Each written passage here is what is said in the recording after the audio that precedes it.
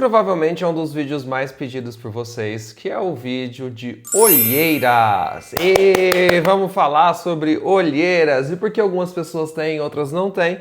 Mas para isso a gente vai ter que conversar sobre biofísica e especialmente como a luz interage com a pele e como que é a estrutura, a anatomia dessa região, né? Vamos conversar um pouco, então, começando a entender como que é a fisiologia cutânea. Já falei 367 mil vezes para vocês aqui, mas sem a gente entender isso, a gente não consegue entender por que as coisas não funcionam. Então a gente tem que entender o básico para conseguir entender o resto. As primeiras coisas que é importante vocês entenderem é que a gente tem na nossa pele as diferentes camadas. Vocês estão cansados de ver isso aqui nesse canal, lá que eu falo de epiderme, que tem o estrato córneo, que são células mortas. Aí a gente tem a derme, e a derme ela é onde a gente tem a vascularização, ou seja, é onde existem os vasos sanguíneos e onde a gente vai conseguir ver então hemoglobina, deoxiemoglobina, a gente vai conseguir ver então esses pigmentos. Sim, são pigmentos e eles afetam a cor da nossa pele. Além desses pigmentos, a gente tem a melanina, que podem ser diferentes tipos de melanina. A gente tem a eumelanina e a feomelanina. A eumelanina é a melanina que geralmente vai dar a cor mais acastanhada e a fel é que vai ser a de ruivos. A fel geralmente também ela é pró-oxidante, tá? Então ruivos, vocês estão sendo oxidados por vocês mesmas, tá? Né? Mari Maria, cuidado! A pigmentação de melanina geralmente é depositada na epiderme. E aí a gente vai ter, então, a hemoglobina ali na derme. O que acontece é que, geralmente, a derme ela é mais grossinha e nessa região a pele tende a ficar tanto mais fina na epiderme quanto na derme. É uma pele bem fina e é uma pele que apresenta uma transparência óptica relativamente alta comparado com o resto da pele. A nossa pele ela tem uma transparência óptica alta. O que isso quer dizer? Quer dizer que deixa a luz passar e a gente consegue ver coisas além ali, entendeu? E por isso que a gente consegue muitas vezes ver vazio nas peles, a gente consegue ver a nossa própria pigmentação, tudo isso tem relação. Como a gente tem uma derme mais compactada e uma epiderme também mais compactada, é de se esperar que há uma influência maior da hemoglobina e também, né, seja ela oxigenada ou não, na composição da cor da pele. Isso aqui a gente pensando estruturalmente, como se formam algumas olheiras. Mas as olheiras elas podem se formar de diferentes formas e elas podem não ter relação com o pigmento em si total.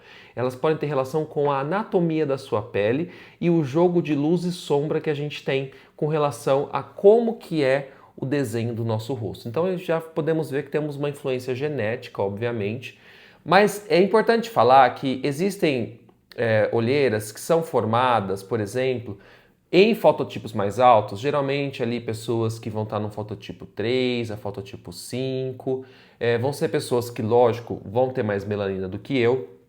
Eu sou uma pessoa de rosto fototipo 2 a 3, para vocês terem uma ideia, né? Aqui eu sou fototipo 1, então, ou seja, bem branca, uma tragédia colonizadora. O que basicamente é que nessas pessoas que possuem mais melanina, não são todas, tá?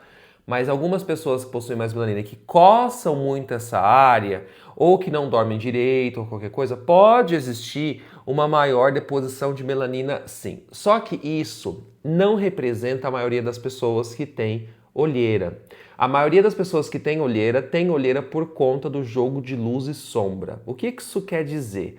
Isso quer dizer que a gente tem uma situação onde, dependendo de como é o desenho do nosso rosto, a estrutura, a quantidade de gordura que a gente vai ter, então, gente, bichectomia, vocês já podem imaginar que pode pesar e deixar a gente com maior probabilidade de ter olheira, por exemplo, né? Ou então mesmo se essas pessoas vão dormir, processos inflamatórios, alérgicos, tudo isso pode levar a um aumento. Mas aqui a gente está misturando já tudo, tá?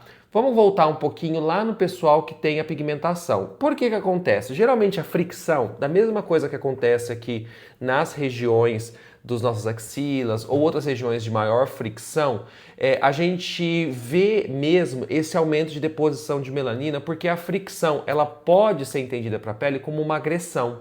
E aí dispara alguns gatilhos pela físico-mecânica da nossa pele para o melanócito produzir mais melanina. Isso é conhecido, isso é sabido Só que, como eu falei para vocês, não é a grande maioria das pessoas. Aí tem as pessoas que são alérgicas, que geralmente o que acontece? Na alergia você vai ter algumas modificações em citocinas pró-inflamatórias, isso pode levar a uma vasodilatação, pode levar à recrutação de algumas células imunes. Essas células imunes podem ter um processo ali mesmo da vasodilatação, mas também levar a uma sinalização que aumenta também a deposição de melanina.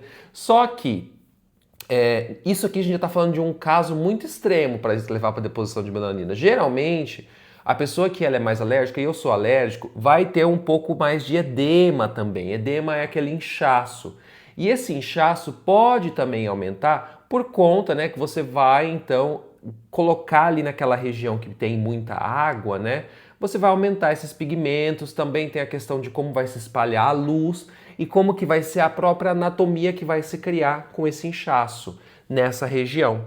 Então, é muito importante que vocês entendam que não é para vocês ficarem aplicando despigmentante na região dos olhos se vocês não sabem se a sua olheira ela é formada estritamente ou pelo menos majoritariamente por pigmento.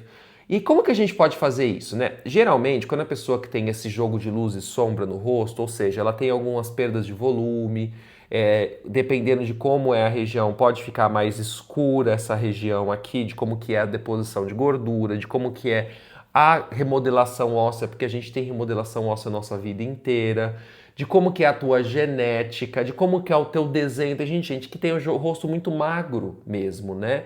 O rosto bem sequinho. E esse rosto bem sequinho muitas vezes pode marcar um pouco essa região, especialmente se a pessoa também tiver olhos claros, que pode fazer uma diferença no contraste entre a cor da pele e também o olho. Se a pessoa tiver a pele mais clara, e essa pele mais clara com uma menor tendência à produção de melanina, né, e uma tendência maior, por exemplo, a se queimar, também tem essa situação. Todo esse jogo, esse pacote de coisas que podem acontecer, podem levar você a perceber ou não a formação de uma olheira. E essa olheira, como eu falei, não necessariamente vai ser só pigmento, pode ser esse jogo de luz e sombra. E é interessante porque muitas vezes alguns dermatologistas vão olhar assim com um dermatoscópio para ver se realmente é pigmentar, né? Porque você consegue ver a deposição de melanina na superfície da pele de uma forma difusa.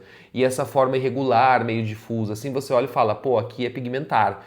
Quando você tem esse jogo de luz e sombra, você olha e você fala, não tem pigmentar, não tem pigmento, não tem excesso de veinha para ver, sabe? De vasinho para você ver. Então provavelmente também não é por alguma congestão, pode acontecer por congestão nasal, obviamente, ou mesmo por uma questão de você ter muita vasodilatação nessa região. Algumas pessoas muito alérgicas pode acontecer isso, rinite e tudo mais. E muitas vezes não vê nada. Por que não vê nada? Porque existe esse processo da luz e sombra. Geralmente, cosméticos, eles vão atuar, eles podem melhorar as pigmentares, eles podem melhorar um pouco a questão também das que têm a situação ali mais voltada para o edema. Você consegue melhorar um pouco esse aspecto para algumas usando cosméticos ou algumas situações cosméticas. Mas se você tem esse jogo de luz e sombra, geralmente o cosmético que vai atuar nas olheiras, ele vai ter 3 mecanismos ali. Vai ser a hidratação, geralmente redução da melanina, pode ter uma ação calmante, que como eu falei para você, pode ter uma ação meio inflamatória envolvida, e tem um último que é a própria ação cosmética. Então tem um quarto mecanismo que é muitas vezes usar um pigmento amarelado para reduzir o arroxeado, porque essas cores elas são complementares. Pode ser que funcione para você, porque você tem alguma dessas situações, mas geralmente cosmético, no máximo que você vai conseguir ver é uma redução assim passageira desse cosmético. Você pode usar maquiagem também, obviamente, mas você não está tratando. E aí, dependendo de como especialmente como eu falei, a grande maioria da população vai ter aí esse jogo de luz e sombra, aí é jogo do desenho do teu rosto. Provavelmente você vai ter que ou fazer algum tipo de procedimento, ou conversar com o seu dermatologista para ver qual que é a melhor forma de você conseguir reduzir aquilo ou conseguir conviver com isso, gente. Porque de fato, assim, é bem difícil você conseguir modificar o desenho do teu rosto dessa forma, né? Se você fizer a Anitta e você debutar um rosto a cada álbum que você lança, aí você pode consertar isso, mas é que você precisa de dinheiro para isso, né? É vocês entenderem que cosméticos para a região dos olhos, eles são legais para hidratar, porque essa região de fato é muito fininha, então a perda de água é muito fácil. A gente fricciona muito essa região, então essa região tende a ficar mais seca mesmo. Além de você conseguir hidratar e manter melhor a característica da pele e tudo mais, manter a pele com uma característica mais firme nessa região, que ela tende a envelhecer mais por ser mais fininha, né? Obviamente, como já dá para entender isso.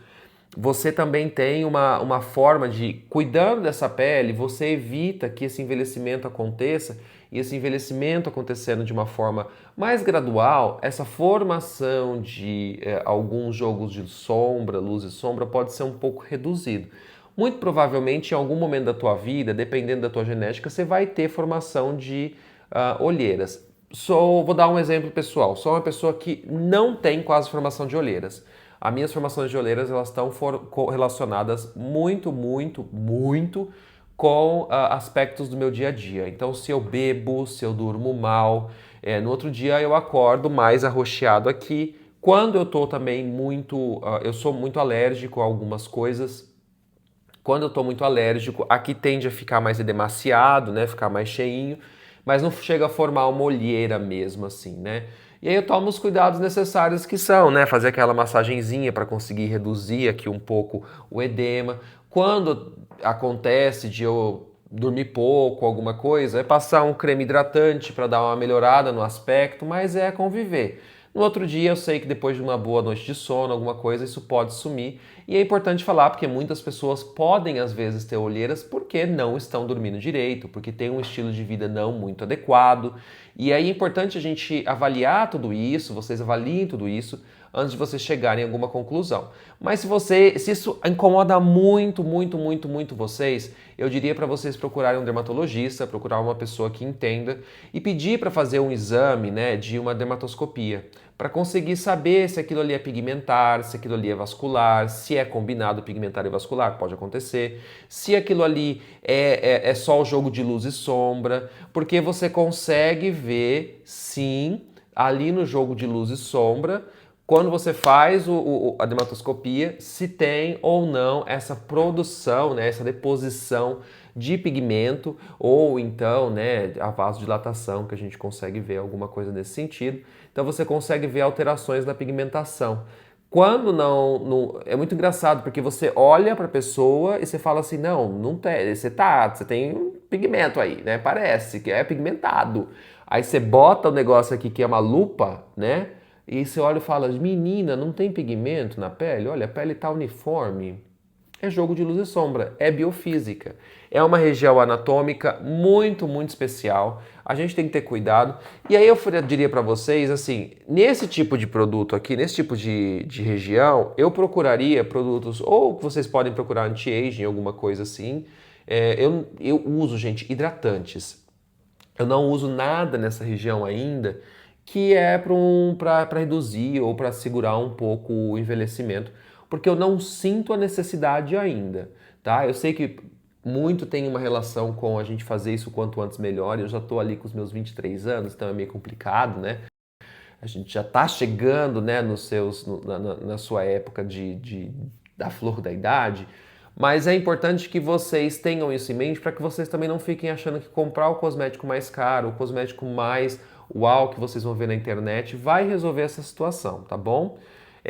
Esse é o tipo de vídeo que me corta o coração porque eu queria conseguir falar para vocês que era uma resolução fácil do dilema de vocês.